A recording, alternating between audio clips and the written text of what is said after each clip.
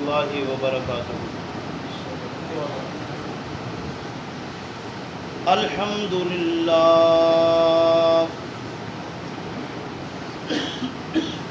الحمد للہ نحمده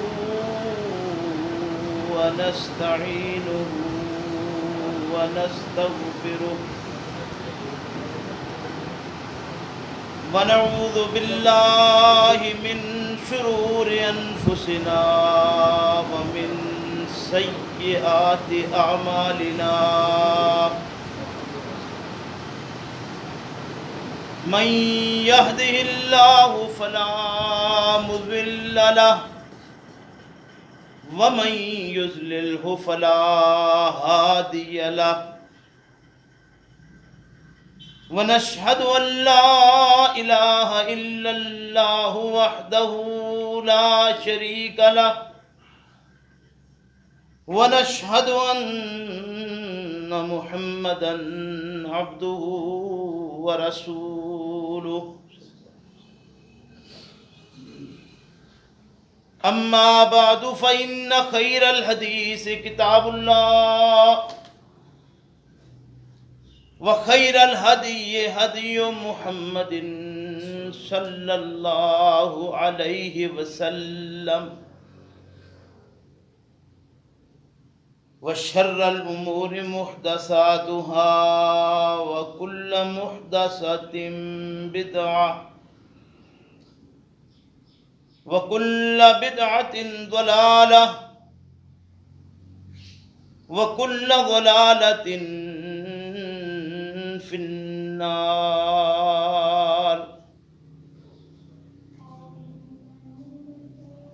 فأعوذ بالله من الشيطان الرجيم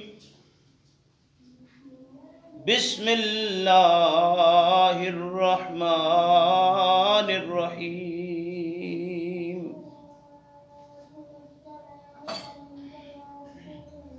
فآمن له لوط وقال إني مهاجر إلى ربي إنه هو العزيز الحكيم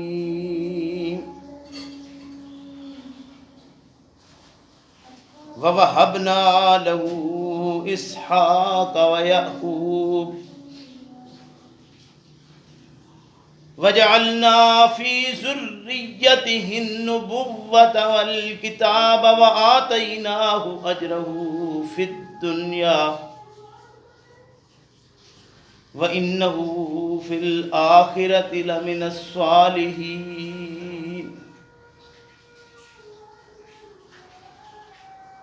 ولوطا إذ قال لقومه إنكم لتأتون الفاحشة ما سبقكم بها من أحد من العالمين أئنكم لتأتون الرجال وتقطعون السبيل وتأتون في ناديكم المنكر فما كان جواب قومه إلا أن قالوا ائتنا بعذاب الله إن كنت من الصادقين قال رب انصرني على القوم المفسدين فآمن له لوط پس ایمان لائے ساتھ ابراہیم کے لوط وقالا اور کہا ابراہیم علیہ السلام نے انی مہاجر میں تو ہجرت کرنے والا ہوں الی ربی اللہ کے راستے کی طرف اپنے رب کے راستے پر انہو بلا شبہ وہ هو العزیز الحکیم وہ غالب اور پر حکمت ہے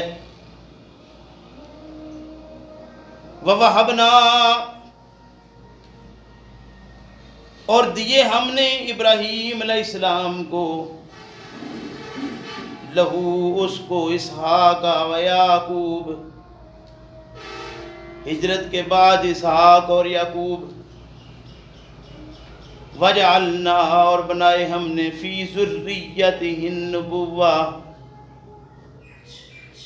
بیچ اولاد ان کی کہ ذریت ان کی کہ نبوت والکتاب اور کتاب، وَآتَيْنَاهُ أَجْرَهُ اور دیا ہم نے ان کو اجر ان کا، دیا ہم نے اس ابراہیم کو اجر اس کا، فی الدنیا بھی دنیا کے، وَإِنَّهُ اور بلا شبہ وہ فی الآخرت بیچ آخرت کے لمن الصالحین البتہ نیکوکاروں سے ہوگا، ولوطاً اور لوط علیہ السلام اذ قال لقومہ جب انہوں نے کہا قوم اپنی کو، انکم بشک تم لتاتون الفاحشۃ آتے ہو تم بے حیائی کو، فحشات کو، ما سبقکم بہا من احد من العالمین،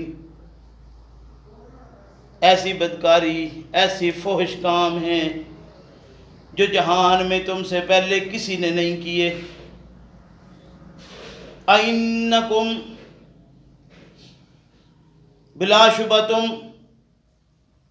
لتاتون الرجال آتے ہو تم مردوں کے پاس، وتقطعون السبیل اور کاٹتے ہو تم قطع کرتے ہو تم نسل کی راہ کو، وَتَأْتُوكُمْ فِي نَادِيكُمُ الْمُنْكَرُ اور آتے ہو تم اجتماعی طور پر منکرات میں،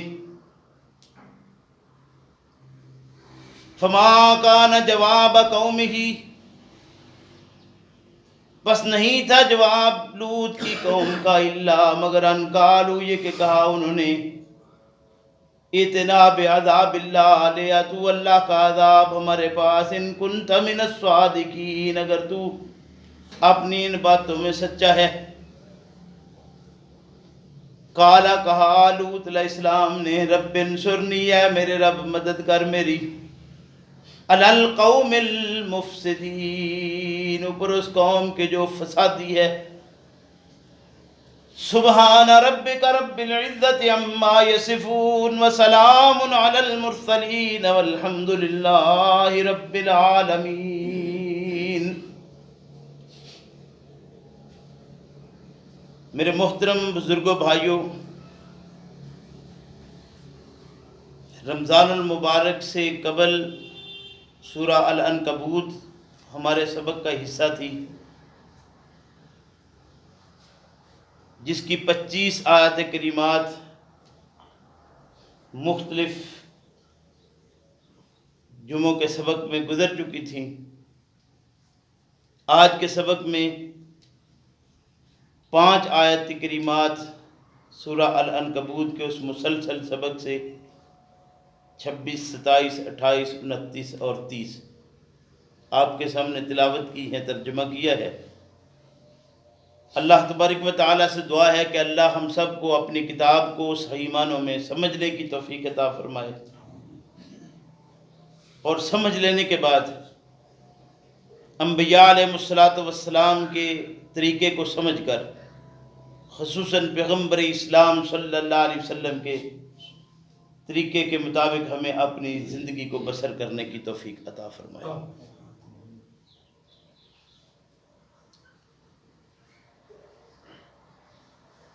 اگر آپ کو یاد ہو تو میں نے عرض کیا تھا کہ سیدنا لوط علیہ السلام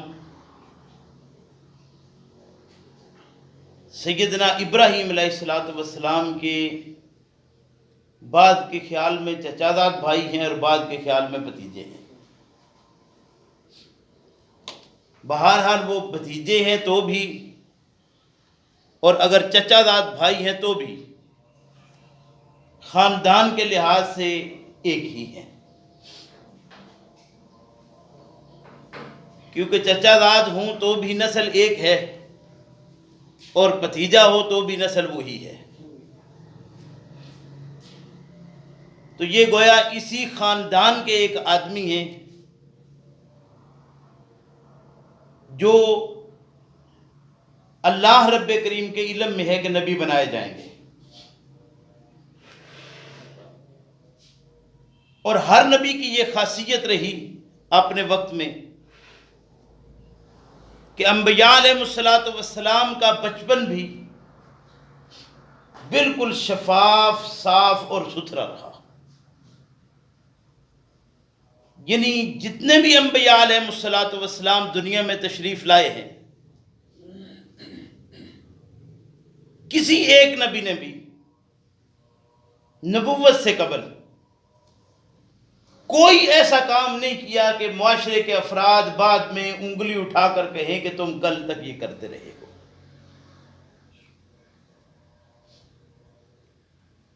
تو ظاہر ہے ان کو بھی نبی بننا تھا، تو اللہ رب کریم نے ان کی زندگی بھی صاف، شفاف اور ستھری رکھی ہوئی تھی۔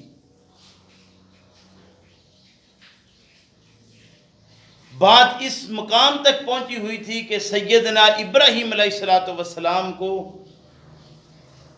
خاندان، برادری سے لے کر قوم کے افراد اور علاقے کے لوگوں نے مل کر اس علاقے سے نکل جانے پر ہر طرح سے مجبور کیا ہوا تھا، یعنی کوئی کسر نہیں چھوڑی تھی، یہاں تک کہ ان کے خلاف ایک ایسا الاؤ جلا دیا تھا، ان کے خیال میں اس الاؤ کے اندر ابراہیم علیہ الصلوۃ والسلام جل کر بھن کر بھسم ہو جانا چاہیے تھا،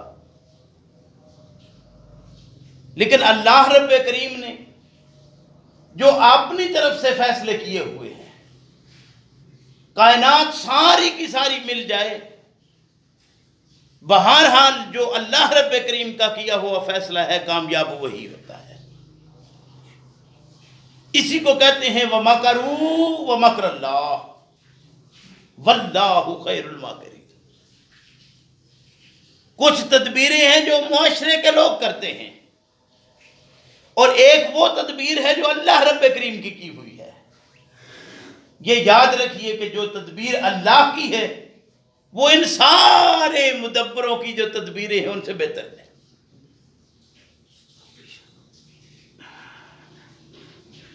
اللہ رب کریم نے جب ابراہیم علیہ الصلوۃ والسلام کو وہاں سے نکلنے کا حکم دیا، تو جہاں ان کے خاندان کے لوگوں میں کچھ اور بھی شامل تھے، جن میں سیدہ سارہ بھی تھی جو آپ کی زوجہ محترمہ ہے، وہی پروگرام بنتے ہی سیدنا لوط علیہ السلام کا بھی پروگرام بن گیا کہ میں بھی آپ کے ساتھ ہجرت کروں گا۔ فرمایا فآمن لہ لوط، خاندان کے لوگوں میں لوط بھی ابراہیم علیہ الصلوۃ والسلام پر ایمان لائے ہوئے تھے۔ اس سے اگر ہمارے مفسرین نے یہ بات نکالی ہے جو اکثریت نے لکھی ہے کہ جب اس آگ سے سیدنا ابراہیم علیہ الصلوۃ والسلام کو نجات ملی تو اس نجات کو دیکھ کر لوط ایمان لائے تھے، یعنی معجزانہ طور پر جب نکلتے ہوئے دیکھا کہ یہ آگ سے بچ کر آ گئے ہیں، تو اس سے پہلے تو وہ ایمان نہیں لائے تھے، تب ایمان لائے۔ تو یہ بننے والا نبی تھا، پھر بھی بہرحال اس کی شان کے خلاف بات ہے۔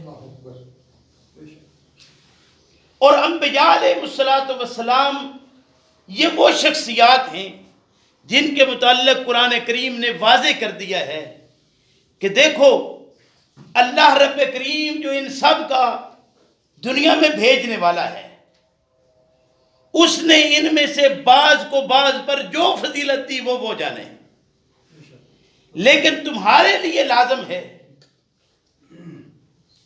لا نفرق بین احد منہم، ہم وہ لوگ ہیں کہ ہم انبیاء علیہ الصلوۃ والسلام کی جماعت میں کسی ایک نبی کا بھی نام لیا جائے تو ہم کسی دوسرے نبی کے ساتھ اس کی تفریق نہیں کر سکتے. اگر یہ برائی ہے تو ہم کرتے رہیں گے، اگر یہ غلط ہے تو ہم کہتے رہیں گے. کیوں؟ اس لیے کہ یہ سارے کے سارے اپنے وقت کے بہترین انسان تھے. ان کے وقت میں بھی ان کے مقابل کا کوئی نہیں تھا. انبیاء کی صف کو اگر چھوڑ دیا جائے تو کائنات میں کوئی انسان ایسا نہیں آیا جو نبی نہ ہو، چاہے وہ کتنا بلند مقام پا جائے، وہ ان میں سے کسی کے مقام تک پہنچ جائے. ممکن نہیں. کوئی ایسا نہ کوئی تھا، نہ ہے، اور نہ کبھی ہو سکتا ہے. سو بہرحال فرمایا یہ جا رہا فآمن لہ لوط. لوط بھی ابراہیم علیہ السلام پر ایمان لانے والوں میں ایک شخص تھے. وقالا انی مہاجر الی ربی. ظاہر ہے جو قریب بیٹھنے والے ہوتے ہیں ان سے بات چیت ہوتی ہے، تو اسی بات چیت کے دوران سیدنا ابراہیم علیہ السلام نے گویا دوسرے لفظوں میں اپنے اس بھائی کو، چاہے وہ چچا زاد بھائی ہے یا بھتیجا ہے، مومن کے لحاظ سے وہ بھائی ہے، جیسا بھی سلسلہ ہے، ان کو ایک پیغام دے رہے ہیں کہ میرا تو پروگرام بن گیا ہے کہ میں اس قوم سے اب ہجرت کرنے کے لیے تیار ہوں، اللہ کا حکم آ گیا ہے. فآمن لہ لوط وقال انی مہاجر الی ربی. کہا کہ میں تو لوط اب ہجرت کرنے والا ہوں اپنے رب کی طرف. گویا اللہ کا حکم آ گیا ہے، اس حکم کی تعمیل کرتے ہوئے مجھے اب یہاں سے نکلنا ہے. انہ هو العزیز الحکیم. بلا شبہ وہ غلبہ والا بھی ہے اور پر حکمت بھی ہے. تو اب اس کا حکم آ گیا ہے تو ظاہر ہے کہ اس کے حکم کے سامنے سر اٹھایا نہیں جا سکتا. پروگرام آ گیا ہے اللہ کی طرف سے تو اب ہجرت ہو جائے گی.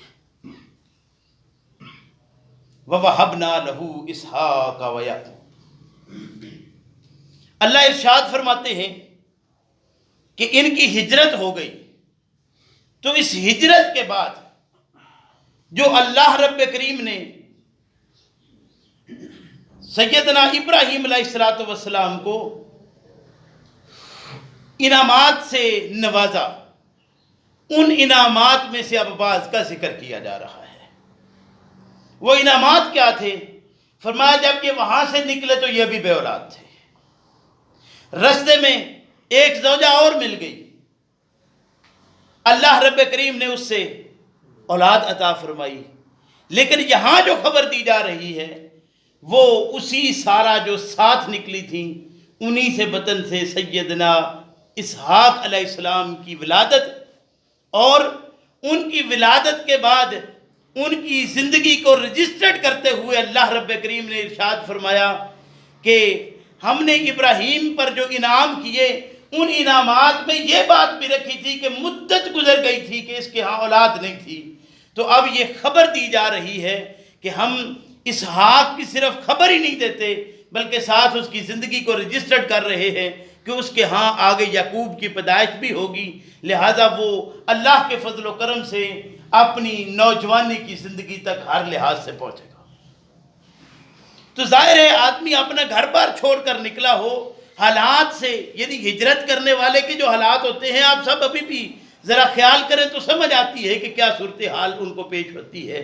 تو اس ساری صورتحال کے دوران اگر اللہ رب کریم کی طرف سے ایک پیغام مل گیا تو نبی ہو اور پھر اس پیغام پر یقین نہ کرے، حالات جیسے بھی ہوں ان کا تسلیم کرنا ہے دل کا کہ یہ معاملہ پیش آنے والا آئے گا جو اللہ رب کریم کی طرف سے ہے. گویا ڈھارس بنائی اللہ رب کریم نے، فرمایا کہ وَوَهَبْنَا لَهُ إِسْحَاقَ وَيَعْقُوبَ.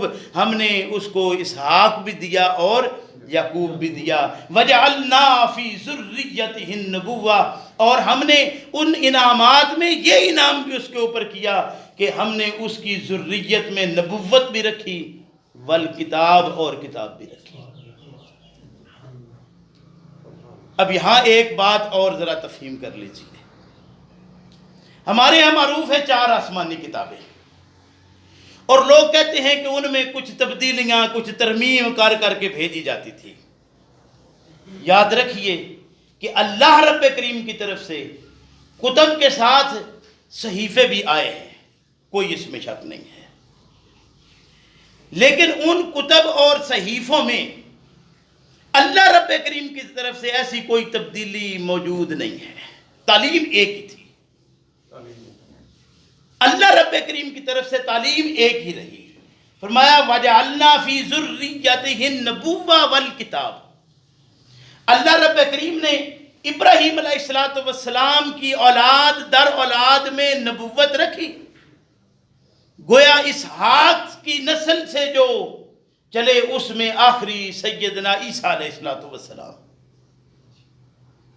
اور دوسری طرف اسماعیل کی اولاد تھی تو ان میں سے محمد الرسول اللہ صلی اللہ علیہ وسلم، اور ایک ان کی زوجہ کتورہ کے نام سے ہے، ہاجرہ، سارہ اور کتورہ 3 ہیں. تو ان کے خاندان میں سے جو چیزیں ملتی ہیں ان میں شعیب علیہ السلام ہے. تو گویا یہ مدین کا علاقہ ہے، اس میں کتورہ کی اولاد ہے. بنی اسرائیل کا علاقہ آپ جانتے ہیں، اور عرب کے متعلق بھی آپ جانتے ہیں. عرب میں سیدنا محمد الرسول اللہ صلی اللہ علیہ وسلم ہے. بنی اسرائیل میں بھی نبیوں کی تعداد ہے، اور کتورہ کے خاندان سے مدین کے اندر بھی کچھ نہ کچھ انبیاء علیہ السلام آئے ہیں. اور یہ سارے کے سارے نبی جو بھی آئے ہیں سارے سیدنا ابراہیم علیہ السلام کی اولاد در اولاد، یعنی انہی کی نسل میں سے ہے.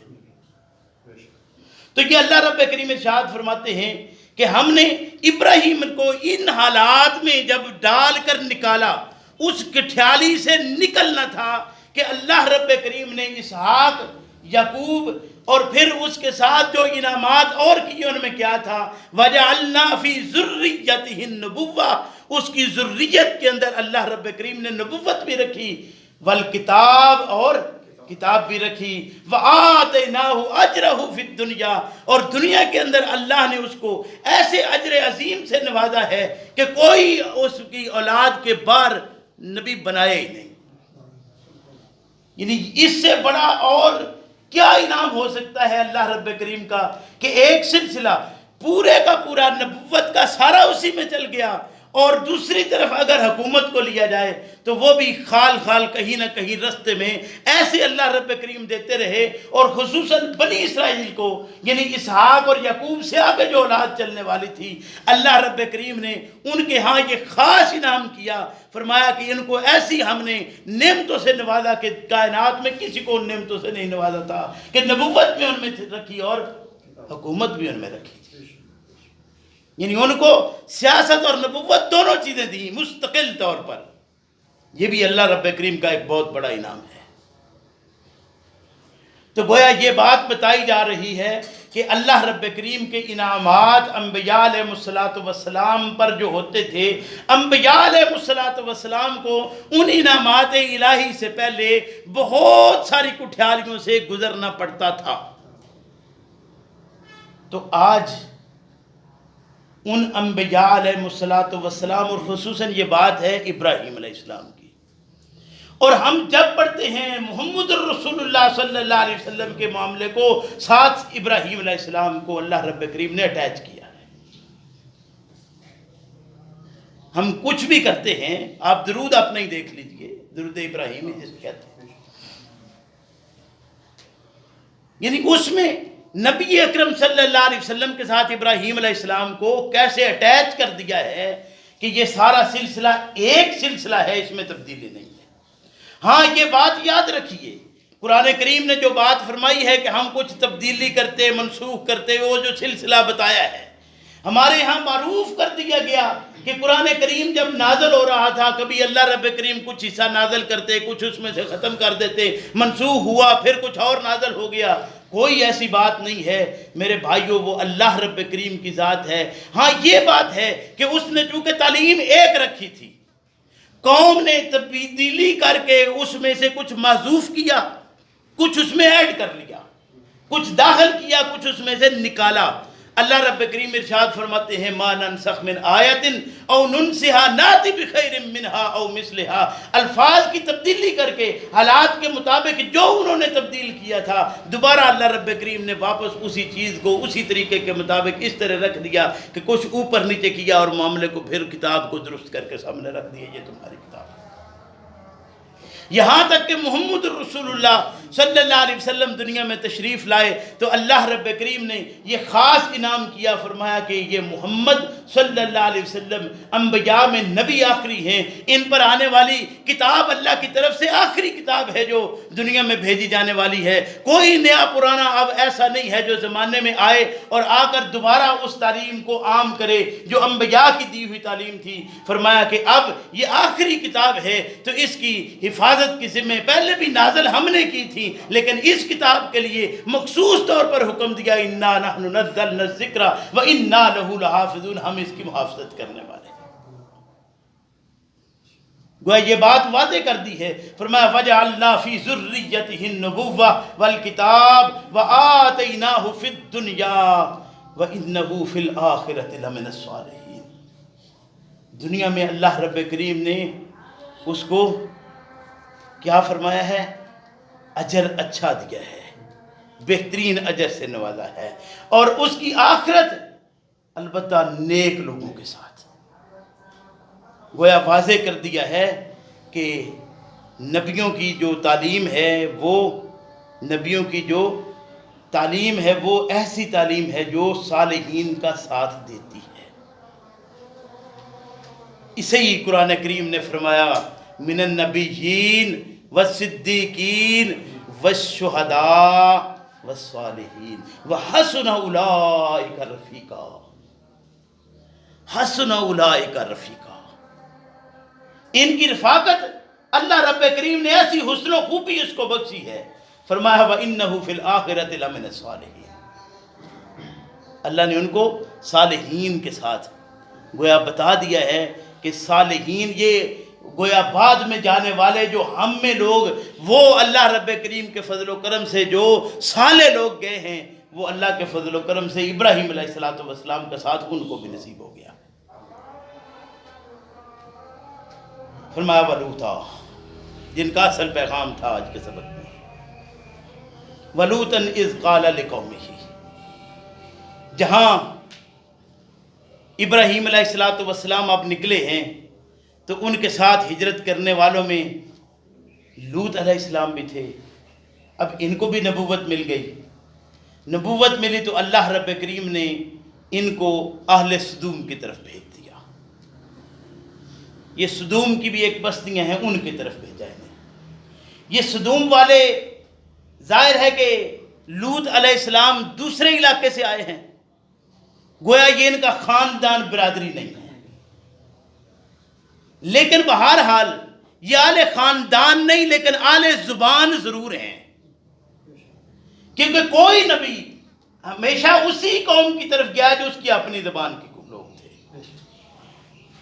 تو اس سے یہ بات بھی واضح ہوتی ہے کہ آل سدوم بھی آل خاندان ان کے نام سے ہی لیکن آل زبان ضرور تھے۔ تو گویا سیدنا لوط علیہ السلام کو اللہ رب کریم نے منتخب کیا اور انتخاب کر کے انہیں سدوم کی طرف بھیج دیا۔ وَلُوطًا إِذْ قَالَ لِقَوْمِهِ، جب یہ اپنی قوم کے پاس گئے تو انہوں نے وہاں جا کر کیا کہا؟ إِنَّكُمْ لَتَأْتُونَ الْفَاحِشَةَ، گویا یہ ایسی قوم تھی جو بد کرداری بدکاریوں کے اندر گھری ہوئی قوم تھی۔ فرمایا سدوم والو اِنَّكُمْ لَتَأْتُونَ الْفَاحِشَةَ، تم ایسی بے حیائی کو آتے ہو، ما سبقکم بہا من احد من العالمین، جو بے حیائی اور بدکاری تم سے پہلے جہان میں کسی نے نہیں کی۔ یعنی ان کے ہاں ایسی بدکاری کی جاتی تھی جو بدکاری زمانے میں اور کہیں ان سے پہلے نہیں پائی جاتی تھی۔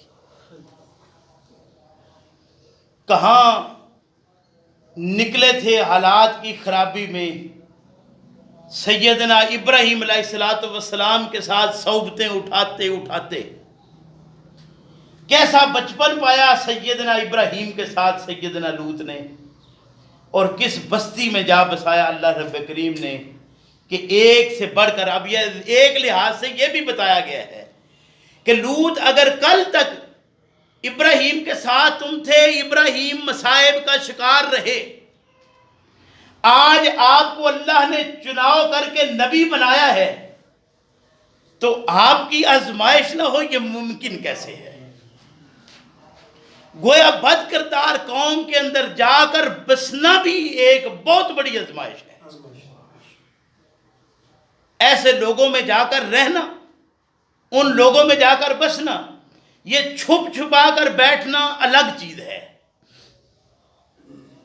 آپ جانتے ہیں رسول اکرم صلی اللہ علیہ وسلم جب یہ جنگوں کا سلسلہ جاری تھا، غزوات ہو رہے تھے، 3 آدمیوں کے متعلق آپ نے بات سنی ہوگی، وَعَلَى الثَّلَاثَةِ الَّذِينَ خُلِّفُوا، جو پیچھے رہ جانے والے 3 لوگ تھے۔ کبھی انشاءاللہ موقع آئے گا، جنہوں نے نہیں سنا وہ واقعہ بھی انشاءاللہ سن لیں گے۔ لوگ آئے پیغمبر اسلام صلی اللہ علیہ وسلم کے پاس جب یہ واپس آئے تھے تبوک سے، آ کر انہوں نے اپنی گزارشات کرنا شروع کر دی، ہم اس وجہ سے نہیں گئے، یہ بہانہ، یہ معاملہ، یہ پیش آ گیا۔ وہ حقائق تھی کہ جو بھی تھا، لیکن 3 لوگ ایسے تھے جنہوں نے کوئی بہانہ نہیں کیا، یا رسول اللہ صلی اللہ علیہ وسلم ہم ہر لحاظ سے جانے کو تیار تھے، ارادہ تھا، کوئی ارادہ رکنے کا نہیں تھا، کوئی بہانہ ہمارے پاس نہیں ہے۔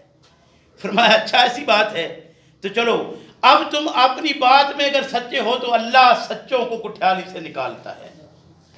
پھر ان تینوں کی جو آزمائش تھی وہ کس انداز کی آزمائش تھی کہ اللہ محفوظ فرمائے، اور اللہ ایسی آزمائشوں میں ہمیں کم سے کم نہ ڈالے، ہم اس قابل نہیں۔ بتایا یہ جا رہا ہے کہ ایمان جتنا پختہ ہوتا ہے اتنا چکی سخت سے گزرنا پڑتا ہے۔ ایمان ہو چکی سے نہ نکلے ممکن نہیں ہے، اور ہر انسان کی چکی ایک جیسی نہیں ہے، ہر انسان کی چکی مختلف ہے۔ جیسی چکی کے اندر کوئی پڑا ہوا ہے، ان پیڑوں میں جس طرح کوئی پس رہا ہے وہ وہی جانتا ہے۔ لیکن کچھ وہ ہیں جو ان میں پستے ہوئے بھی آہو بکا نہیں کرتے، بلکہ سمجھتے ہیں کہ یہ اللہ کی طرف سے آزمائش ہے، اور آزمائش پر پورا اتریں گے تو اللہ کے فضل و کرم سے یہ بلند اڑان پر لے جائے گی۔ لیکن جو اس پوڑ کے اندر پڑے ہوئے چیخنے چلانے لگ جائیں گے، پس تو وہ بھی جائیں گے، وہ شارٹ کٹ رستے نکالیں گے، کوئی ذریعہ ادھر سے بن جائے، ادھر سے بن جائے، کوئی ذریعہ ایسا نکلے کہ میں اس سے نکل جاؤں، اس مصیبت سے نجات مل جائے، اس مصیبت سے میں نکل جاؤں کسی طریقے سے۔ یعنی جائز طریقے سے نکلنا حق ہے، وہ کہتے ہیں کسی طریقے سے نکل جائے۔ جو کسی طریقے سے نکلنا چاہتا ہے وہ بہرحال کوئی نہ کوئی رستہ غلط استعمال کر جاتا ہے، تو غلط رستہ اختیار کرے اور نتیجہ اس کو غلط کا صحیح پائے، یہ ممکن کیسے ہے؟ یہ سنت اللہ کے خلاف ہے، اور سنت اللہ کے خلاف نہ ہوتا ہے نہ اللہ ہونے دیتا ہے۔ فرمایا کہ لوطن اذ قال لقومہ انکم لتاتون الفاحشۃ ما سبقکم بها من احد من العالمین۔ لوط کو قوم کی طرف بھیجا تو لوط نے کہا کہ تم قوم کے لوگوں ایسی بے حیائی میں پڑے ہو جو تم سے پہلے زمانے میں کسی اور نے نہیں کی۔ اَإِنَّكُمْ لَتَأْتُونَ الرِّجَالَ، تم اس کام کو جو اللہ رب کریم نے فطرت کے مطابق رکھا ہے غیر فطری طریقے سے کر رہے ہیں۔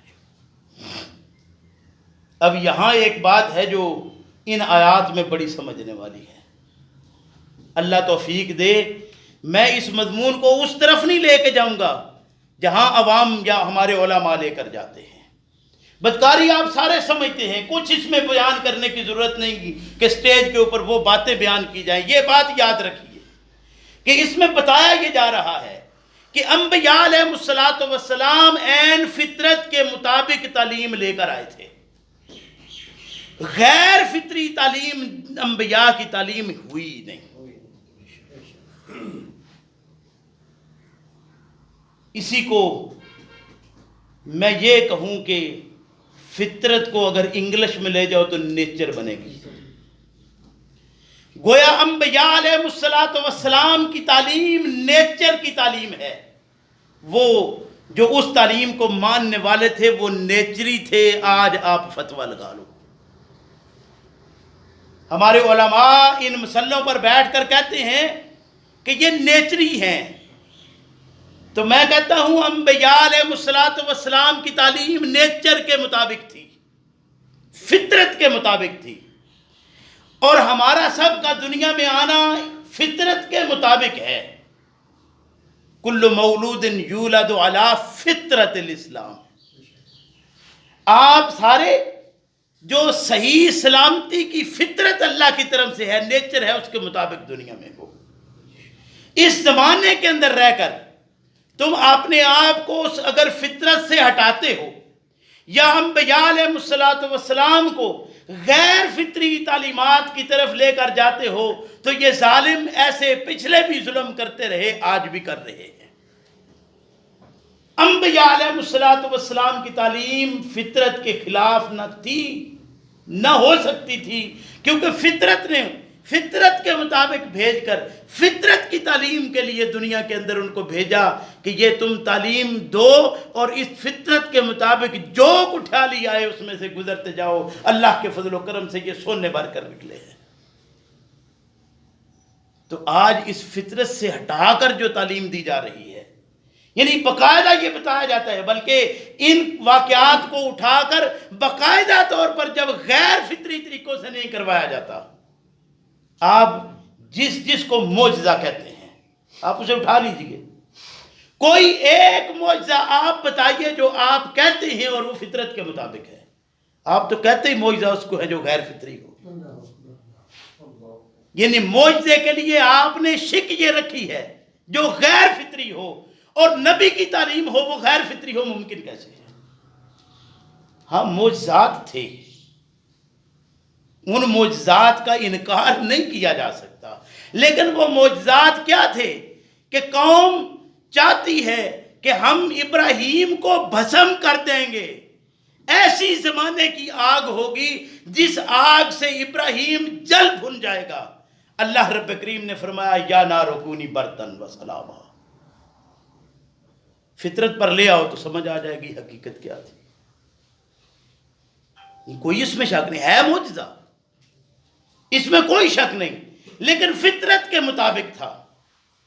ابھی یہ چند دن پہلے یہ پشاور کی طرف یا ادھر ایک سنا تھا دوسرے علاقے کی طرف کہ وہاں شاید کوئی معاملہ آ رہا ہے کہ دو لوگ ہیں، انہوں نے آپس میں فیصلہ کیا ہے، ایک شیعہ اور ایک سنی، کہ ہم آگ میں کودیں گے، دیکھیں گے جو سچا ہے وہ. میں نے لکھا تھا کہ خدا کے بندو یہ فطرت کے مطابق جلاتی ہے، یہ فطرت کے مطابق اس کا کام جلانا ہے. یہ جلاتی تھی، جلاتی ہے، جلاتی رہے گی. کیوں ایسے کام کرتے ہو؟ اور جو کہتے ہیں کہ رسول اکرم صلی اللہ علیہ وسلم نے مباہلہ کیا تھا، اس میں کیا کیا تھا؟ اس میں تو یہ کیا تھا کہ آپ خود بھی آؤ، اپنے گھر والوں کو بھی لاؤ، اپنے بچوں کو بھی لاؤ، اپنے خاندان کے لوگوں کو بھی لاؤ. کھلے میدان میں جا کر کیا کرتے ہیں؟ اللہ سے دعا کرتے ہیں کہ اللہ جو جھوٹا ہے اس پر لعنت کر دے. تم نے کس کو کہاں جا کر رکھ دیا؟ یہ تو آج بھی فطرت کے مطابق ہے. آپ سچ پر قائم ہیں، جھوٹا مقابلے میں آپ کے سامنے ہے، آپ جانتے ہیں. واللہ آپ کے اندر اتنی قوت خود بخود ہوگی، آپ کھڑے ہو کر کہیں گے جو جھوٹ بولنے والا اللہ کر کے وہ لعنتی ہو، اس کے بچے مر جائیں. یقین کرے چہرہ اس کا اسی وقت بدلتا آپ کو نظر آئے گا کہ یہ کیا صورتحال ہے. اسے کہتے ہیں چور کی داڑھی میں تنکا. خود بخود پتہ چل جاتا ہے کہ حقائق کیا ہیں. لیکن ہم نے انبیاء علیہ السلام کی تعلیمات کو اٹھایا اور اٹھا کر ان کو ایسے غیر فطری معاملات میں جا کر رکھا. تو یہ لوط کیا کہتے ہیں؟ کہتے ہیں تم نے ایک غیر فطری کام کیا ہے جو تم سے پہلے زمانے میں کسی نے نہیں کیا. گویا نبی غیر فطری کام کرنا اس کا دور کی بات ہے، وہ تو قوم کو غیر فطری کام کرتے دیکھ کر برداشت نہیں کرتا. فرمایا اینکم لتاتون الرجال، تم آتے ہو مردوں کے پاس، وتقطعون السبیل، یہ اشارات کتنے خوبصورت انداز سے اللہ رب کریم نے دیے ہیں، لیکن ملا اس کو کھول کر بیان کرتا ہے اور ایسا انداز اختیار کرتا ہے کہ نوجوان تو جہاں بیٹھیں گے شرما جائیں گے، اگر خواتین اس مجلس میں ہوں گی تو اللہ معاف فرمائے صورتحال کیا ہوگی۔ قرآن کے انداز دیکھیے، وَتَقْطَعُونَ السَّبِيلَ، جو تم نے اللہ رب کریم نے نسل کی راہ رکھی تھی اس کو تم نے کاٹ دیا ہے۔ اتنا کفایت نہیں کرتا، مزید وضاحت کی ضرورت رہ جاتی ہے۔ فرمایا وَتَأْتُونَ فِي نَادِيكُمُ الْمُنْكَرَ، تم اتنے بدبخت ہو کہ تم بے حیائی کرتے ہو تو وہ آپ چھپ کر بھی نہیں کرتے بلکہ سب مل کر اجتماعی طور پر کرتے ہو، گویا اپنی مجلسوں میں تم یہ کام کر رہے ہو۔ تو یہ اشارات جو قرآن نے دے دیے، بات تفہیم ہو جاتی ہے کہ قومیں برائیاں کرتی رہیں، بڑی بڑی برائیوں کے اندر وہ مبتلا رہے، اللہ رب کریم کے پیغمبر جواب جا کر دیتے رہے قوم کو کہ اللہ کے بندو یہ اللہ کا پیغام ہے، سن لو، تم غلط رستے پر ہو، غیر فطری طریقے پر ہو، جس پر بھی غیر فطری طریقہ ہے اس پر سے واپس آ جاؤ فطرت کے مطابق۔ اسی کے دوسرے مقام پر یہ بات ارشاد فرمائی کہ یہ میری بیٹیاں ہیں، یہ قوم کی بیٹیاں نبی کی بیٹیاں ہی ہوتی ہیں نا۔ تو جو قرآن نے کہ وَتَقْطَعُونَ السَّبِيلَ جو کہا ہے، اس سے یہ بات واضح ہو جاتی ہے کہ وہ جو تمہارے گھر میں موجود ہیں، جس راہ کو تم نے قطع کیا ہوا ہے، اس راہ کو جو فطرت نے تمہارے لیے مقرر کیا تھا، وہ نبی کی بیٹیاں ہی ہیں جو تمہارے گھروں کے اندر ہیں۔ ملا نے کیا کہا؟ ملا نے کہا کہ لوط علیہ السلام نے اپنی بیٹیاں پیش کر دیں، اِنَّا لِلَّهِ وَإِنَّا إِلَيْهِ رَاجِعُونَ۔ اگر اپنی بیٹیاں پیش کی ہوں تو یہ فطرت کے مطابق ہے۔ بھئی فطرت کے مطابق تو وہی رستہ تھا جو اللہ رب کریم نے مقرر کیا تھا، ہے اور رہے گا، کہ نکاح کرو اور گھر میں لے جاؤ۔ اور ہم آج بھی دیہاتی لوگ یہ سمجھتے ہیں کہ میرے دیہ کی کوئی بچی ہو تو وہ میری بیٹی ہی ہے۔ ہم تو یہ آج بھی سمجھتے ہیں، آپ بھی سمجھتے ہیں، اپنے محلے میں، اپنے گاؤں میں، سارے سمجھتے ہیں، کیا سوچتے ہیں۔ تو جو نبی ہے، نبی ہے اور پھر یہ کہے کہ یہ میری بیٹی نہیں ہے، وہ تو کہے گا یہ ہماری بیٹیاں ہیں۔ تو یہ باتیں تھی، فرمایا وَتَأْتُونَ فِي نَادِيكُمْ فَمَا كَانَ جَوَابَ قَوْمِهِ۔ یہ آگے جو سمجھنے کی بات ہے وہ دیکھیے کہ ادھر سے نبی کا پیغام کیا ہے۔ پیغام یہ ہے کہ تم غیر فطری کام میں مبتلا ہو، فطرت کی طرف آ جاؤ۔ جواب کیا آتا ہے؟ فَمَا كَانَ جَوَابَ قَوْمِهِ، نہیں تھا جواب قوم کا، إِلَّا أَن قَالُوا ائْتِنَا بِعَذَابِ اللَّهِ، کہ تو جو پیغام دیتا ہے کہ فطرت کے مطابق آئیں، اگر نہیں آئیں گے تو اللہ کا عذاب آئے گا، تو اللہ کا عذاب لے آ۔ گویا قوم جب قومی طور پر بدکاریوں کے اندر گر جائے تو اسے اللہ کا عذاب محسوس ہی نہیں ہوتا۔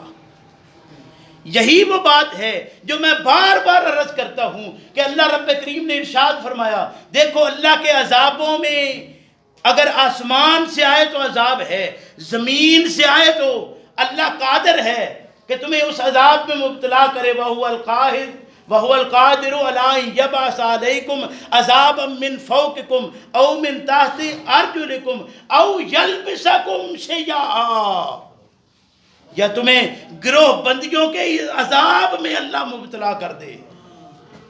آج اس گروہ بندی کے عذاب کو ہم نے سینے سے لگایا یا نہیں لگایا؟ بتاؤ کہ لوط علیہ السلام کی قوم ہو یا آج ہم ہوں، کچھ اندازہ کر سکتے ہیں کہ فرق کیا ہے؟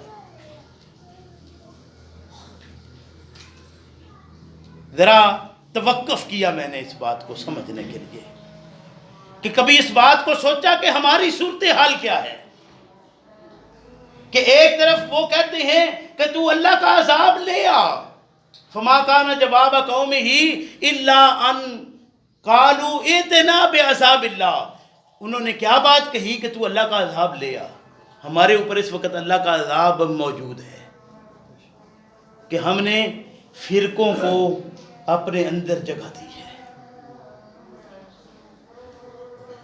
آج اپنی ان مساجد میں بیٹھ کر کبھی یہ بات آپ کریں کہ میں مسلم ہوں،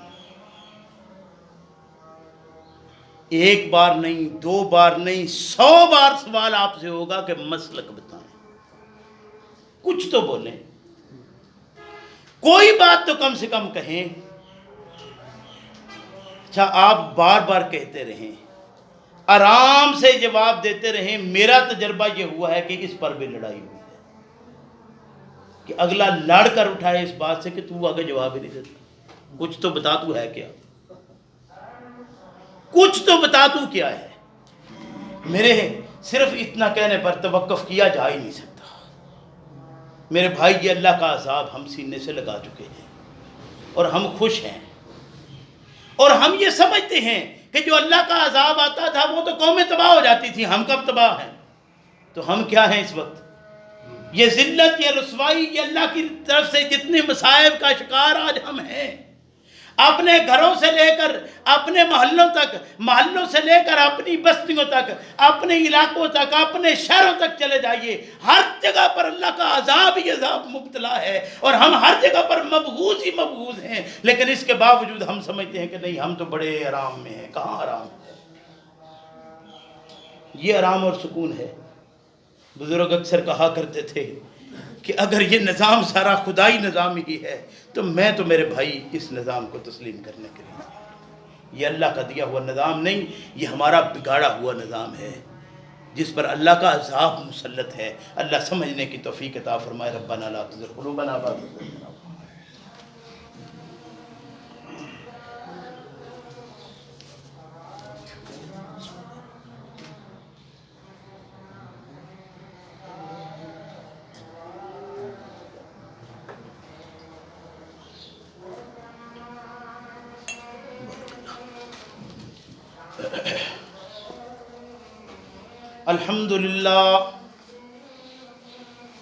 الحمد لله نحمده ونستعينه ونستغفره ونعوذ بالله من شرور أنفسنا ومن سيئات أعمالنا. من يهده الله فلا مضل له ومن يضلله فلا هادي له. ونشهد أن لا إله إلا الله وحده لا شريك له. ونشهد أن محمدا عبده ورسوله. أما بعد فإن خير الحديث كتاب الله، وخير الهدي هدي محمد صلى الله عليه وسلم، وشر الأمور محدثاتها، وكل محدثة بدعة، وكل بدعة ضلالة، وكل ضلالة في النار. فأعوذ بالله من الشيطان الرجيم. بسم الله الرحمن الرحيم. أئنكم لتأتون الرجال وتقطعون السبيل وتأتوكم في ناديكم المنكر. فما كان جواب قومه إلا أن قالوا ائتنا بعذاب الله إن كنت من الصادقين. قال رب انصرني على القوم المفسدين. میرے محترم بھائیو بزرگوں، انبیاء علیہ الصلوۃ والسلام کے واقعات جو اللہ رب کریم نے قرآن کریم کے اندر دیے ہیں، ان واقعات کو قرآن میں رہ کر اگر دیکھا جائے تو حقیقت میں وہ تعلیمات سامنے آتی ہیں جو عین فطرت کی دی ہوئی تعلیمات ہیں، اور وہی تعلیمات اللہ رب کریم نے سارے انبیاء علیہ السلام کو دے کر بھیجا، یہاں تک کہ محمد الرسول اللہ صلی اللہ علیہ وسلم دنیا میں تشریف لائے. قومیں انبیاء علیہ الصلوۃ والسلام کے اس تعلیم فطری کے جواب میں بجائے اس کے کہ اس تعلیم کو تسلیم کرتے، انہوں نے اللہ کے عذاب کو دعوت دی، نبی کے پیغام کو جھٹلا دیا۔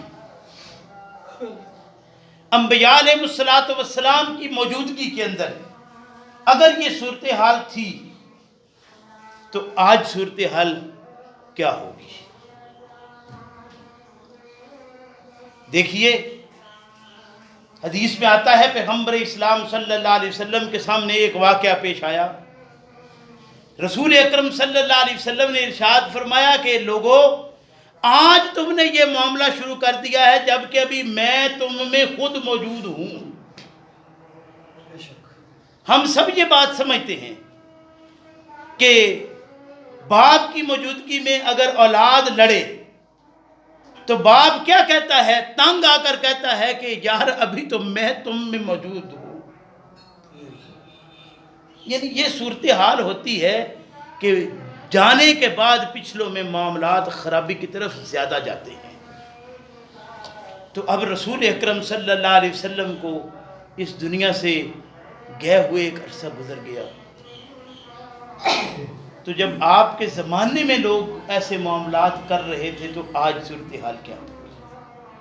ہاں، اس سے بچنے کا ایک اور واحد ایک طریقہ اللہ رب کریم کی طرف سے جو پیغمبر صلی اللہ علیہ وسلم کو ملا، اللہ کی کتاب ہے۔ لیکن ہم اس کتاب ہی سے اصل میں بھاگی ہیں۔ ہم نے اس کتاب کو رکھا ہے چومنے کے لیے، قسم اور نیا کے لیے، آپس کے معاہدات کر کے توڑنے کے لیے، اور کوئی مقصد اس کا نہیں رہا۔ یعنی یہ میں اس لیے کہہ رہا ہوں کہ ہم کر ایسے رہے، ورنہ اس کو غلاف میں کیا بند، برکت کی کتاب ہے، اونچی جگہ پر رکھو، بیٹی کو رخصت کرنا ہو سر کے اوپر کیوں بچھا دو۔ آگے بڑھتے ہوئے لوگوں نے کہا کہ دفن کرتے ہوئے مردے کے ساتھ دفنا دو، کچھ اس سے بھی اور سلسلہ بڑھا تو انہوں نے کہا نہیں، اوپر اس کو قرآن خوانی کرواؤ اور 7 دن تک حفاظ بٹھا دو۔ یہ ساری اسی کام کے لیے لگے ہوئے۔ یہ قرآن اللہ کی کتاب لوگوں کی تعلیم کے لیے، تفہیم کے لیے، سمجھ کے لیے ہے۔ اللہ ارشاد فرماتے ہیں کہ جب لوط علیہ السلام نے قوم کو پیغام دیا تو جواب کیا آیا کہ اگر تم سچے ہو تو اللہ کا عذاب لے آؤ۔ اور اللہ کے نبی آگے سے کیا کہتے ہیں؟ قالا، لوط کہتے ہیں رب، اے میرے رب، انصرنی، مدد کر، میری مدد فرما، اللہ میری مدد فرما۔ یعنی قوم کو تبلیغ کر کر کے کہیں یہ نہیں کہا اللہ ان کو عذاب میں مبتلا کر دے، بیڑا غرق کر دے، ان کو تہس نہس کر دے، نہیں، اللہ میری مدد فرما۔ قالا رب انصرنی، کہا اے میرے رب میری مدد فرما، علی القوم المفسدین، مفسدوں کی قوم پر میری مدد فرما دے کہ میرے لیے کوئی حالات بہتر ہو جائیں۔ میرے بھائی، ہم سب کا یہی حق ہے کہ ہم حق بات کرتے رہیں، عملی طور پر، زبانی طور پر۔ عمل پہلے کریں، زبانی طور پر، پھر لوگوں تک جہاں تک ہو سکے بات اپنی پہنچائیں، اور اس کے بعد کیا ہے، عمل اور بات کے بعد کسی کے ساتھ چھتھا پڑنا نہیں، بلکہ اپنی بات کو، اپنے پیغام کو پہنچانے کے بعد اللہ سے اپنے لیے مدد طلب کرتے رہیے۔ اللہ میرا اور آپ کا، ہم سب کا حامی و ناصر ہو۔ ربنا لا تزغ قلوبنا بعد إذ هديتنا وهب لنا من لدنك رحمة إنك أنت الوهاب۔